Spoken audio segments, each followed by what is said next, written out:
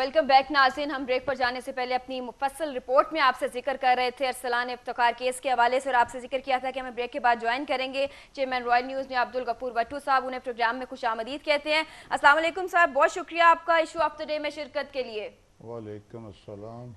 Sir ये फरमाइएगा कि इस सूरत हाल में क्या आज सुप्रीम कोर्ट ने बैरिया टाउन के मलिक रियाज की जो एक बेमकसद प्रेस कॉन्फ्रेंस थी उसका आज खुद नोटिस लिया और एक बाकायदा समाअत का आगाज़ कर दिया, लेकिन जो मुख्तलिफ तज्ज़िया निगार हैं या जो एक रायआमा बनती जा रही है वो ये कहा जा रहा है कि मलिक रियाज एक बेमकसद तरीके से एक सोची समझी साजिश का जाल जो है उसका जो चीफ जस्टिस के इर्द गिर्द जो है वो जाल बुन रहे हैं, लेकिन ये जल्द बेनकाब हो जाएगा और उनका झूठ जो है वो खुलकर सबके सामने आ जाएगा। आप इस सारे मंजर को कैसे देखते हैं? बिस्मिल्लाहिर्रहमानिर्रहीम। आपने बड़े बरमौका अपना प्रोग्राम का आगाज़ किया और इसकी अहम ज़रूरत थी, और मैं ये समझूंगा कि आप इस अपने प्रोग्राम में जितने भी मुतल्लिका लोग हैं, खा इसे आप 2 दिन 4 दिन 3 दिन 7 दिन चलाना पड़े, सब लोगों को इसमें शामिल करके उनकी राय ली जाए। जी। मेरे नज़दीक मैं एक मुद्दत से कौमी यकजहती का काम कर रहा हूँ जी। और मैंने कौमी यकजहती के सिलसिले में मुल्क के कोने कोने गोशे गोशे गली गली कूचे कूचे फिर कर देखा और ये पाया कि पाकिस्तान के लोग इंतहाई पाकिस्तान से प्यार और मोहब्बत करते हैं और ये मुल्क इस्लाम के नाम पर हासिल किया गया और इस्लाम के नाम पर लोग जान देने के लिए तैयार हैं जी। और इस मुल्क से इतना प्यार करते हैं कि शायद वो अपने बच्चों से इतना ज़्यादा प्यार नहीं करते।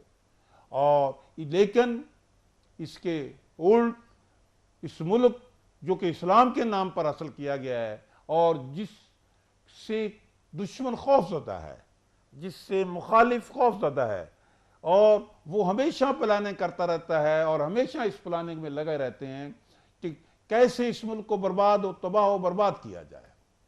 और हम लोग अपनी खरगोश की नींद सोए हुए हम चलते हैं, काम करते हैं, बोलते हैं, कहते हैं तो बगैर सोचे समझे बोलते हैं, बगैर सोचे समझे कहते हैं कि इसमें मुल्क का क्या नुकसान होगा, मुल्क का क्या फ़ायदा होगा। नहीं, हमारे पेश नज़र शायद अपनी ज़िद होती है, हमारे पेश नज़र शायद अपना मुफाद होता है, हमारे पेश नज़र शायद किसी की हदायत होती है। ठीक, और यही जो मकसद है, ज़ाती मफादात है, ये शायद मलिक रियाज के पेश नज़र हैं और उसने उसी ज़ाती मफाद को अगर हासिल करना चाहा, उसने पूरा मुल्क खरीदना चाहा नीचे से ऊपर तक, हर इदारे में हर जो मुख्तलिफ शख्सियात हैं उसने पैसे से खरीदी, लेकिन जब वो चीफ जस्टिस का इंसाफ नहीं खरीद सका या चीफ जस्टिस को नहीं खरीद सका तो ये एक जाल जो है, गहरी और घटिया साजिश जो है वो ये शुरू कर दी। आपके ख्याल से हक और सच की आवाज़ बुलंद करने वाले के खिलाफ हमेशा ही यहाँ हमारे मुल्क में ऐसा क्यों होता है? मैं आपकी बात से थोड़ा सा हट कर भी बात करूँगा। मैं ये समझता हूँ कि मलिक रियाज साहब एक कारोबारी आदमी हैं और अल्लाह ने उन्हें कारोबार में बड़ी बरकत दी है, लेकिन जो उन्होंने रवैया अख्तियार किया है वो ना कारोबारी है, ना पाकिस्तानी है, ना इस्लामी है। आप ये बात कहो कि आपका कारोबार सीधा साफ सुथरा दयानतदाराना है तो फिर किसी को खरीदने, किसी से ब्लैकमेल होने, किसी को रिश्वत देने की जरूरत क्या थी? ठीक हैं? अगर आपके कारोबार में आप किसी कमी, किसी कमजोरी, किसी नकाइस, किसी गलत रवि को कवर करने के लिए कुछ करते हैं तो फिर ये क्या तरीकाकार हुआ कि आप उससे मायूस होकर उसे ब्लैकमेल करने पे तुल गए। मैं ये महसूस करता हूं कि इस पे एक भरपूर किस्म की इंक्वायरी होनी चाहिए। अगर कोई आदमी इसमें मुजरम का ठहरता है और ये रवैया अख्तियार करने वाला को रोका जाए, ऐसा रवैया अख्तियार करने की वजह से हमने मुख्तलिफ अदारों को बदनाम किया, मुख्तलिफ अदारों की वैल्यू हुई, हमने अपनी आर्मी के खिलाफ भी बातें की, हमने अपने दीगर अदारों को भी बर्बाद किया और आज हम रही सही कोर्ट को भी मतलब अपने हाथों गवा रहे हैं और अपने छोटे छोटे मफादात के लिए 30-40 کروڑ اس صاحب کے لیے کیا بات تھی؟ 30-40 کروڑ روپے کیوں دیا؟ اگر دے دیا ہے تو پھر اگر کام نہیں ہوا تو اس کا مطلب یہ ہوا کہ این پاسبل ہے کہ یہ بات ہی ساری من گھڑت ہو. این پاسبل ہے کہ یہ ساری کسی کے کہنے پہ اس ادارے کو، جو ادارہ اس وقت اپنا نام رکھتا ہے، جو ادارہ مختلف اصلاحی کاموں میں لگا ہوا ہے، جو ادارہ اس ملک کی کنسٹرکشن میں، اس ملک کی دفاع میں، اس ملک میں امن قائم کرنے میں، اس ملک کی معاشی حالت کو اٹھانے میں، اس ملک کے حالات کی خرابی کو دور کرنے پہ لگا ہوا ہے، آپ اس وقت حملہ آور ہوئے تاکہ وہ اپنی فکر کرے اور آپ کے سامنے جواب دہ ہو. تو یہ بھی کوئی بات نہیں ہے. جس طریقہ سے، جس انداز سے ملک صاحب نے اب حملہ کیا، یہ کوئی قانون، یہ کوئی اخلاق، یہ کوئی تہذیب اجازت نہیں دیتی. آپ کے خیال سے کوئی آشیرواد حاصل ہو سکتی ہے کیا ملک ریاض نے کسی کے کہنے پر ایسا کیا ہوگا؟ اس صورتحال میں اس بات کے کتنے امکانات ہیں کہ یہ کسی کے کہنے پر انہوں نے کیا ہوگا؟ میں اتنی بات ضرور کہوں گا، مجھے نہیں پتا کسی کے کہنے پہ کیا نہ کیا، لیکن سوال یہ پیدا ہوتا ہے کہ ایسا کرنے سے ملک ریاض کو مفاد کیا ہوا، ملک ریاض کو فائدہ کیا ہوگا؟ ملک ریاض کیا اپنے معاملات کو میں ایک نیا اضافہ کرنا چاہتا ہے پرابلم میں؟ ایک نیا اپنے لیے پرابلم پیدا کیا؟ اگر نہیں پرابلم تو پھر یہ بات ضرور ہوگی کہ اگر کسی ایسی ہستی، کسی ایسی طاقت، کسی ایسے بڑے لوگوں کے اشاروں پہ چل کر ملک کو بھی تباہ کر رہا ہے، عدالت کو بھی تباہ کر رہا ہے اور اپنی بربادی کی بھی بنیاد رکھ رہا ہے. جی ناظرین، آپ کو ہم ایک بار پھر ایک پریس کانفرنس ملک ریاض کی دکھاتے ہیں جس میں ہم آپ سے ذکر کر رہے ہیں کہ انہوں نے تینوں جو الزام لگائے بے معنی تھے، اور کیا انہوں نے 3 سوال کیے قرآن ہاتھ میں اٹھا کے چیف جسٹس سے، بجائے اس کے کہ وہ ان الزامات کی تردید کرتے جو انہوں نے ارسلان افتخار پر لگائے تھے. انہوں نے قرآن اٹھا کے صرف وہ 3 سوال کیے جس کے کہ ان کو فوراً بعد جوابات بھی مل گئے تھے. لیکن ہم آپ کو ایک بار پھر وہ پریس کانفرنس دکھاتے ہیں. تاجر سے بڑے افسوس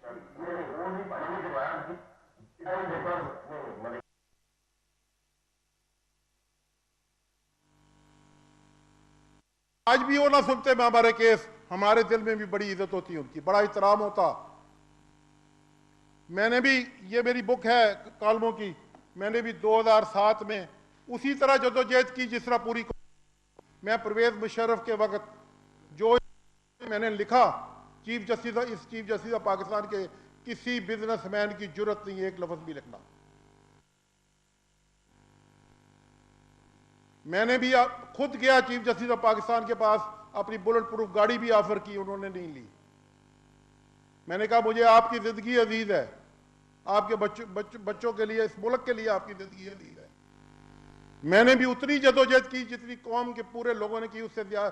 میں اپنے بیریا ٹاؤن کا رسک لے کے جنرل پرویز مشرف کے خلاف لکھتا رہا. یہ بک میری 2007 میں چھپی تھی میرے کالموں کی. میں نے اس ملک میں قصور کیا کہ اس ملک میں ایک اچھا ہاؤسنگ سوسائٹی دی، لوگوں کو اچھی لیونگ دی. میرے 21,000 ملازم ہیں، 5 فیملی کے بندے بھی لگائیں تو 1,10,000 بندہ بنتا ہے جو ہمارے بیریا ٹاؤن میں ملازم ہے. 4 لاکھ سے زیادہ ممبر ہیں. 5 فیملی کے لوگ بھی لگائیں تو وہ 20-25 لاکھ لوگ بنتے ہیں. کیا انہیں بھی یہ کوآپریٹو اسکینڈل بنانا چاہتے تھے اور چاہتے ہیں؟ کیا ان کے ساتھ ان کو کسی نے آج دن تک کسی گورنمنٹ نے ریلیف دیا کوآپریٹو والوں کو؟ کیا فنانس کمپنی کو کوئی پیسے دے سکا آج دن تک؟ اگر ہمارا پروجیکٹ بھی آج ڈبو دیا جائے گا تو یہ سپریم کورٹ آف پاکستان کی ذمہ داری ہوگی. میں نے آج سپریم کورٹ میں ریکویسٹ کی کہ مجھے 2 منٹ دیے جائیں. میں یہی ان کو ریکویسٹ کرنا چاہتا تھا. میں انصاف خریدنے نہیں گیا تھا، میں اللہ سے رحم مانگتا تھا اور ان سے انصاف مانگتا تھا. مجھے یہ انصاف نہیں دیتے تھے، مجھے سکرو کرتے تھے مزید.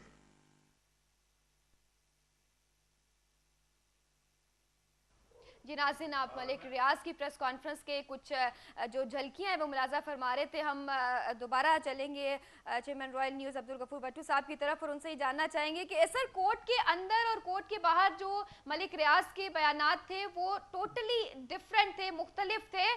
آپ کے خیال سے اس کی کیا وجہ ہو سکتی ہے؟ اس کی دو وجوہات ہیں. ایک جھوٹ کے پاؤں نہیں ہوتے اور دوسری یہ وجہ ہے کہ وہ اپنا بیلنس کھو چکا ہے جی، اور اس کو یہ معلوم نہیں کہ اس نے اندر کیا کہا. اور یہ ایسا لگتا ہے کہ اندر کی اسٹیٹمنٹ کے بعد اس کے جو پیچھے فورسز ہیں انہوں نے اس کی سرزنش کی اور اس کو کہا کہ تم تو اندر ساری وہ بات کر کے تمہیں چیف صاحب کی تعریفیں کر رہے ہو اور ہم نے تو تمہیں اس کام کے لیے کھڑا نہیں کیا تھا. ایسا محسوس ہوتا ہے اور اسی وجہ سے فوراً پریس کانفرنس ارینج کی گئی ہے اور وہاں پہ یہ پھر جو کچھ اس نے الزامات اور ایک اسکینڈلائز کرنے کی کوشش کی ہے یہ ایسا مجھے تو محسوس ہوتا ہے.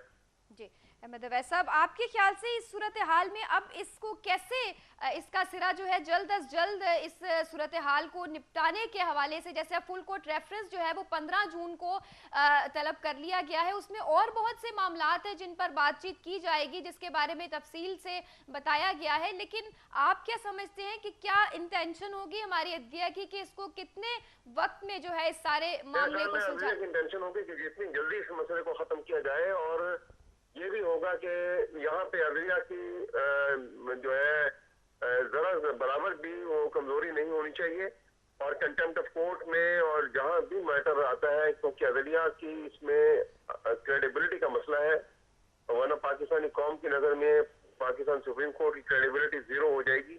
اس کا خیال عدلیہ کو بھی غالباً یقیناً ہے اور اس لیے انہوں نے کل کی پریس کانفرنس کا انہوں نے سو موٹو نوٹس دیا ہے، اس کا نوٹس ایشو کر دیا شو کاز اور کل اس کے اوپر ہیئرنگ ہوگی. جی احمد اویس صاحب، بہت شکریہ آپ کا ایشو آف دا ڈے میں جوائننگ کے لیے. احمد اویس ایڈوکیٹ صاحب ہمارے ساتھ ٹیلی فون لائن پر موجود تھے. اس ساری صورتحال پر ہم ان سے بات کر رہے تھے. ہم دوبارہ بٹو صاحب کی طرف چلیں گے. سر، آپ کے خیال سے اب اس ساری صورتحال میں جب ان کی جو ایک اہم بات پریس کانفرنس میں دیکھنے میں آئی کہ انہوں نے توہین عدالت کی اور توہین عدالت کا ایک ایسا سلسلہ اس موجودہ حکومت میں شروع ہو گیا ہے کہ وہ ختم ہونے کا نام ہی نہیں لیتا. جس کا دل کرتا ہے، جیسے کرتا ہے، وہ اٹھ کے توہین عدالت جو ہے وہ شروع کر دیتا ہے. اور ملک ریاض نے بھی کل اپنی پریس کانفرنس میں توہین عدالت کی اور یہ کہا کہ اگر مجھے جیل بھی جانا پڑا تو مجھے کوئی فرق نہیں پڑتا، میں چلا جاؤں گا. میں تو جو باتیں سن رہا تھا میں ایسے محسوس کر رہا تھا کہ وہ کسی اپنے مد مقابل کسی کاروباری آدمی کو تھریٹ کر رہا ہے، دھمکیاں دے رہا ہے جی، اور یہ بات قانون میں اجازت نہیں دی جا سکتی.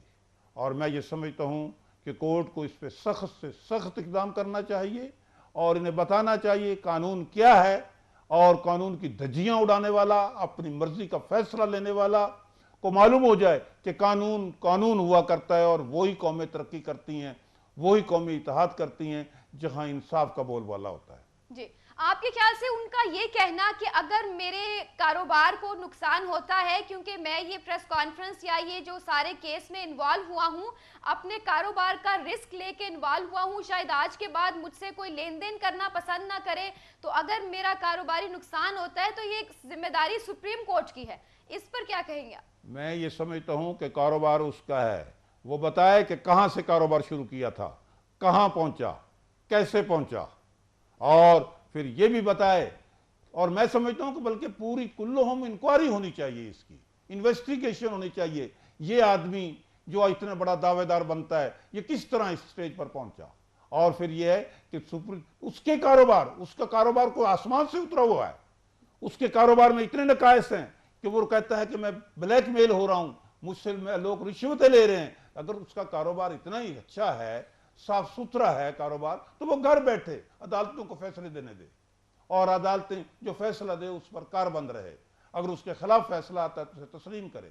اور وہ تو بکھلا گیا انتہائی بکھلا ہوا آدمی، ایسے محسوس ہوتا ہے وہ کسی پکڑ میں جا رہا ہے، اللہ کی پکڑ میں جا رہا ہے یا کسی کہیں بھی وہ پکڑ میں جا رہا ہے.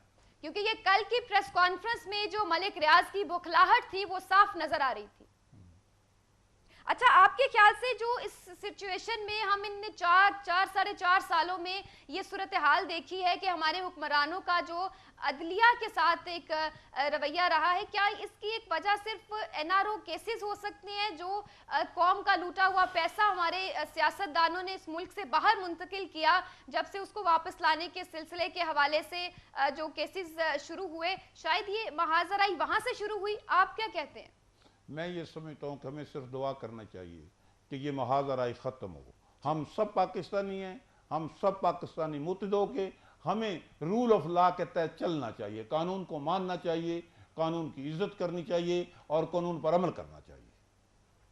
آپ کے خیال سے ابھی اس جیسے آپ نے فرمایا کہ اس ساری کہانی کا، اس سارے سچویشن کا انکوائری ہونی چاہیے کہ صرف مختصر سی مدت میں اگر ملک ریاض اربوں پتی ہوا اور ایک یہ اچھوٹی اسی کہانی محسوس ہوتی ہے تو اسے اب اس صورتحال کو نئے سرے سے انویسٹیگیٹ ہونا چاہیے کہ وہ اب اپنے بارے میں بھی جواب دے کہ اس نے یہ کیسے سارا کاروبار جو ہے وہ اپنا کھڑا کیا، جس کے کہ نقصان کا ذمہ دار وہ سپریم کورٹ کو ٹھہرا رہا ہے. نہیں، کیا وہ چاہتا ہے کہ اس کے فیصلے اس کی مرضی کے مطابق ہوں؟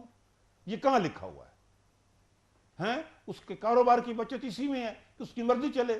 نہیں، اس کا کاروبار میں تو اسی کی بچت ہے کہ وہ قانون کے مطابق ہو، انصاف کے مطابق ہو، وہ جواب دہ ہو، اس کے خلاف فیصلہ جاتا ہے تب بھی ہو، اس کے حق میں جاتا ہے تب بھی ہو. وہ اپنے پیسوں کی بنیاد پہ لوگوں کو خریدنا چاہتا ہے، لوگوں کو بلیک میل کرنا چاہتا ہے، لوگوں کو دھمکیاں لگاتا ہے. میں یہ کہتا ہوں کہ یہ کسی مہذب ملک میں بھی کھڑا ہوتا تو ابھی جیل کے اندر ہوتا. ان سے ایک سوال پوچھا گیا تھا کل کی پریس کانفرنس میں کہ آپ نے کن کن صحافیوں کو پیسے دیے. آپ اسی قرآن پہ ہاتھ رکھ کے، جس پر ہاتھ رکھ کے آپ 3 سوال پوچھ رہے ہیں چیف جسٹس سے، اسی پر ہاتھ رکھ کر آپ یہ بھی بتائیں کہ آپ نے کن کن صحافیوں کو کتنے کتنے پیسے دیے، جس پر انہوں نے کہا کہ میں ہر سوال کا جواب دینے کا پابند نہیں ہوں. اگر تم سوال کا جواب دینے کا پابند نہیں تو سوال اٹھانے کا بھی تمہیں کوئی حق حاصل نہیں ہے. اچھا، اس ساری صورتحال میں سر آپ کے خیال سے جو انہوں نے ایک تو ان کے بیٹے کو یہ کہا کہ وہ یرغمالی عدلیہ ہے یہ، اور اس عدلیہ کو آزاد نہیں کہہ سکتے، جو کہ توہین عدالت کے زمرے میں آیا، جو کہ انہوں نے دراصل کنٹیمپٹ آف کورٹ کیا، اور انہوں نے کہا کہ اس کو ارسلان افتخار چلا رہا ہے، یہ آزاد عدلیہ نہیں ہے، یرغمالی عدلیہ ہے. اگر ارسلان چلا رہا ہوتا تو ارسلان کو تو اس نے خرید لیا تھا، ارسلان کو تو اس نے 35-40 کروڑ روپے دے دیا، خرچ کیا، کہتا میں اس پہ خرچ کیا ہے، تو پھر تو اس کے حق میں فیصلے ہو جاتے. نہیں، ارسلان نہیں چلا رہا، اور ارسلان کا کوئی تعلق نہیں عدالت سے. اس کا معنی یہ نہیں کہ کسی باپ کا اگر بیٹا خراب ہو جائے تو اس کا الزام جو اس کے باپ پر ہو. حضرت نوح علیہ السلام کو لے لیجئے، اس کی بیگم اور بیٹے دونوں نے مخالفت کی، لیکن کیا نبی کریم صلی اللہ علیہ وسلم اس نبی کے کوئی رتبے میں فرق آیا؟ اور اسی طرح اور بے تحاشا قسم کی مثالیں دی جا سکتی ہیں. یہ بات نہیں ہے. ارسلان اگر خراب ہوگا تو کورٹ سے اس کا کوئی تعلق نہیں، اسی کو اپنے کیے کی سزا ملے گی. لیکن یہ تو اپنا جرم کنفیس کر چکا ہے. ارسلان پر تو انکوائری ہوگی، لیکن یہ کہتا ہے کہ میں رشوت دی چکا ہوں، میں نے لوگوں کو بلیک میل کیا، تو آج ہی اسے ہتھکڑی لگ جانی چاہیے تھی. جی. اور اس بات کا کہ جو بلیک میل شخص اگر کہتا ہے کہ میں بلیک میل ہوا ہوں تو وہ خود کتنا صاف ہوگا یا اس معاملے میں وہ خود کتنا بے گناہ ہوگا، یہ تو خود اس کے بیان سے ظاہر ہے. جیسا آپ فرما رہے ہیں، اگر اس نے کہا ہے کہ میں بلیک میل ہوا ہوں تو خود اس کے من میں کتنا چور ہوگا. میں وہی بات کرتا ہوں نا کہ یہ تو آپ نے سب کچھ بات بتا دی. وہ جتنا کو صاف ہوگا وہ دنیا کو بھی پتہ ہے، وہ جتنا کو صاف ہوگا اس کے ضمیر کو بھی پتہ ہے، وہ جتنا کو صاف ہوگا آج بھی پتہ چل گیا ہے کہ وہ خوف زدہ ہے اپنے کیے پر، اور اسے خوف ہے کہ اسے اپنے کیے پر سزا ملے گی. جی ناظرین، ایشو آف دی ڈے میں ہماری گفتگو کا سلسلہ جاری رہے گا. وقت ہوا ایک بریک کا، ہمارے ساتھ رہیے گا.